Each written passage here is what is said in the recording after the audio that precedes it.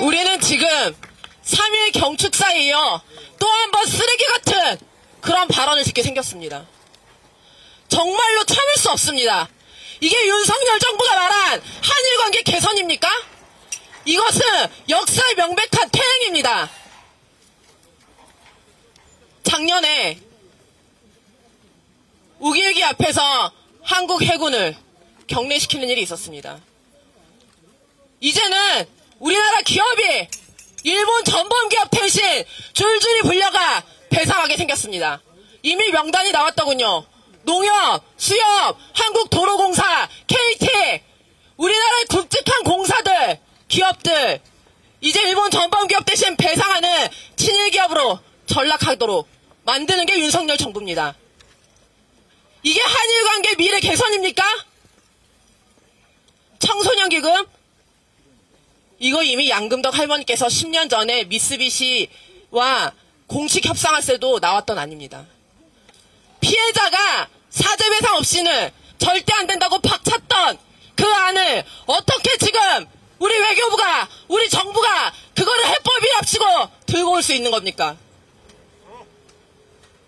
일본 전범기업 단 한 푼도 안 냈습니다. 배상이 아니라 후원기금? 그따위 거 필요 없다고 피해자가 말하고 국민들이 말하고 있습니다. 국가 권력이 이따위로 해도 되는 겁니까? 김대중 오부치 선언 계승한다고요? 물론 김대중 오부치 선언에 통절한 사죄 반성 있습니다. 그러나 그 이유 어땠습니까? 아베 정부는 고노나바부터 검증하겠다면서 번번이 부정해왔고 지금 이 지경에 이르렀습니다. 그리고 그 당시 김대중 오부치 선언에는 일본이 한국에 대한 한국 민주화 운동에 대한 존중이 있었고 김대중 대통령이 일본에 대해서 전후 이후에 평화체제 비핵 3원칙을 지켜와서 전수방위 원칙을 지켜온 노력에 대한 평가가 있었습니다. 지금은 아닙니다. 일본 지금 군사대국화 직전에 있습니다. 이쯤 되니 윤석열 대통령은 일본 요구 들어주려고 대통령 된 게 아닌가 싶습니다. 이번 3.1 경축사 5분 30초 연설에 오롯이 일본을 가해자로부터 면책시켜주는데 모든 연설 다 썼습니다. 반경 능력, 방위비 증액, 강제동원 문제, 수출 규제, 초계기 사건 그 단 하나의 언급도 없었습니다. 일본 역시 이거에 꼼짝 않고 있습니다. 일본의 호응 있는 조치가 한국 정부가 백기투항하는 겁니까?